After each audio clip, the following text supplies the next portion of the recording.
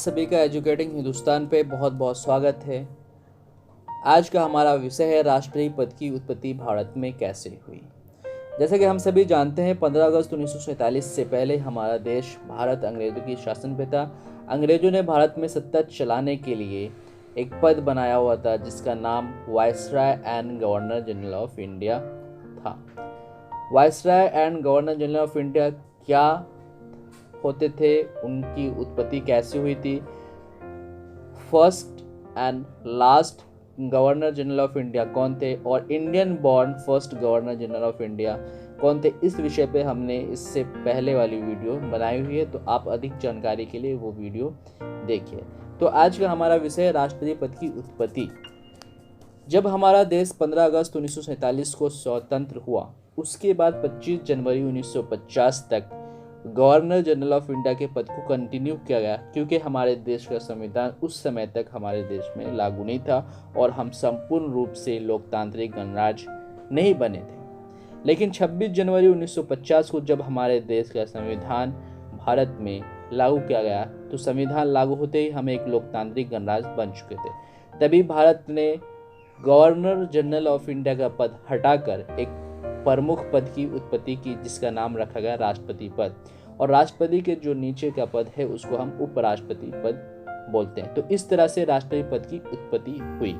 अब अगला जो हमारा प्रश्न ये है कि राष्ट्रपति बनने के लिए भारतीय संविधान में क्या योग्यताएं और शर्तें हैं। तो राष्ट्रपति बनने के लिए भारतीय संविधान के अनुसार राष्ट्रपति बनने के लिए जो सबसे पहली शर्त यह है कि जो भी उम्मीदवार राष्ट्रपति का चुनाव लड़ना चाहता है वो भारतीय नागरिक हो। दूसरा, वो 35 साल पूरा कर चुका हो। तीसरा, वो लोकसभा के सदस्य चुनने के योग्य हो। चौथा, जो भी राष्ट्रपति के उम्मीदवार है वो किसी भी सरकारी पद पे कार्यरत नहीं होने चाहिए, सिवाय राष्ट्रपति,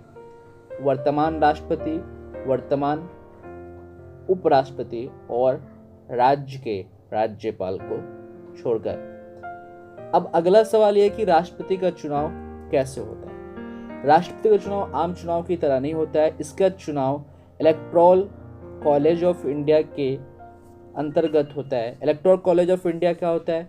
संसद के दोनों सदनों लोकसभा और राज्यसभा और राज्य की विधानसभा के सदस्यों को मिलाकर बनाया जाता है। इस चुनाव में राज्यसभा और लोकसभा के सदस्य और विधानसभा के सदस्य विधायक अप्रत्यक्ष रूप से वोट करते हैं और उसके आधार पर राष्ट्रपति का चुनाव होता है। राष्ट्रपति का चुनाव होने के बाद राष्ट्रपति को भारत के मुख्य न्यायाधीश और चीफ जस्टिस ऑफ इंडिया शपथ दिलाते हैं। भारत में राष्ट्रपति का जो सरकारी आवास है वो उसका नाम है राष्ट्रपति भवन, जो रायसीना हिल पे है, नई दिल्ली में स्थित है। भारत के राष्ट्रपति का जो मासिक वेतन है वो 5 लाख रुपया है और भत्ता उसके साथ में है। और भारत के राष्ट्रपति का रिटायरमेंट के बाद जो टोटल पेंशन मिलता है वो 1.5 लाख रुपया है। भारत के राष्ट्रपति की सुरक्षा की जिम्मेदारी जो है वो प्रेसिडेंशियल बॉडी गार्ड एक टीम है उसकी है। ये भारतीय सेना की घुड़सवारी रेजिमेंट होती है। राष्ट्रपति का कार्यकाल 5 वर्षों का होता है। हर 5 वर्ष के पास नए चुनाव कराए जाते हैं। एक व्यक्ति कई बार भी राष्ट्रपति का चुनाव लड़ सकता है। भारत में अधिकतम सीमा अभी तक निश्चित नहीं किया।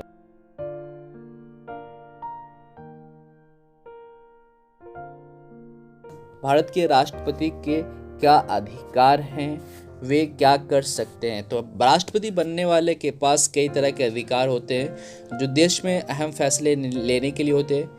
भारत में देश के राष्ट्रपति का पद सबसे ऊंचा पद माना जाता है। भारत का राष्ट्रपति देश का संवैधानिक मुखिया होता है। संविधान में इस सर्वोच्च पद को कई शक्तियां और अधिकार दिए गए। कुछ शक्तियां ऐसी है जो देश में किसी भी दूसरे पद धारक के पास नहीं है, जैसा कि देश का कोई भी कानून राष्ट्रपति की अनुमति के बगैर नहीं बन सकता और विधेयक को कानून में बदलने के लिए आखिरी मोहर राष्ट्रपति की ही लगती है। संसद में पारित विधेयक राष्ट्रपति के पास मंजूरी के लिए भेजा जाता है। राष्ट्रपति या तो उसे पर अपनी अनुमति देता या विधेयक पर पुनः विचार करने के लिए संसद के पास वापस भेजता है।